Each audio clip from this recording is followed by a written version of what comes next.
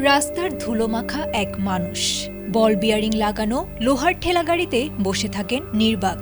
হাতে জুতো পরে নিজেকে টেনে চলেন মধ্যপ্রদেশের ইন্দোরের ব্যস্ত সারাফা বাজারে। কাঁধে ঝোলানো মলিন ব্যাগ আর করুণ চাহনি দেখে যে কেউই মায়ায় পড়ে বাড়িয়ে দেন সাহায্যের হাত। কিন্তু এই অতি সাধারণ দরিদ্র অবয়বের আড়ালেই লুকিয়ে আছে এক দুর্ধর্ষ ব্যবসায়িক বুদ্ধি আর অঢেল সম্পদের পাহাড়। নাম তার মাঙ্গিলাল, যিনি ভিক্ষাকে বানিয়েছেন উপার্জনের সিঁড়ি আর দারিদ্র্যকে ঢাল।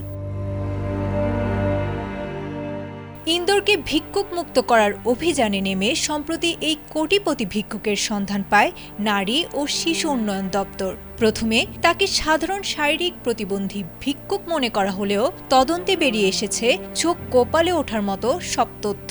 মাঙ্গিলাল কেবল একজন ভিক্ষুক নন, তিনি মূলত একজন বড়সড় বিনিয়োগকারী ও মহাজন।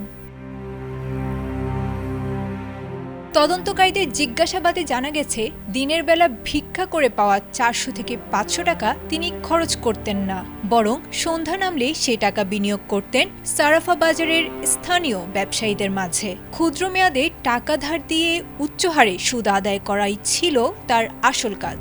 বর্তমানে বাজারে তার প্রায় 4 থেকে 5 লাখ টাকা সুদে খাটছে, যেখান থেকে প্রতিদিন তার আয় 1 থেকে 2,000 রুপি। সম্পত্তির খতিয়ান নিতে গিয়ে কর্মকর্তারা আরও জানতে পেরেছেন, শহরের অভিজাত এলাকায় রয়েছে মাঙ্গিলালের 3টি পাকা বাড়ি, যার একটি আবার 3 তলা। এছাড়া তার নিজস্ব 3টি অটোরিকশা এবং একটি মারুতি সুজুকি ডিজিয়ার গাড়ি রয়েছে, যা তিনি ভাড়ায় খাটান। এমনকি নিজের সম্পদ গোপন করে সরকারি প্রকল্পের ফ্ল্যাটও হাতিয়ে নিয়েছিলেন তিনি। আপাতত এই ধনী ভিক্ষুককে পাঠানো হয়েছে উজ্জ্বলিনের সেবাধাম আশ্রমে। তার ব্যাংক হিসাব ও সম্পদের উৎস ইতোমধ্যে খতিয়ে দেখেছে প্রশাসন।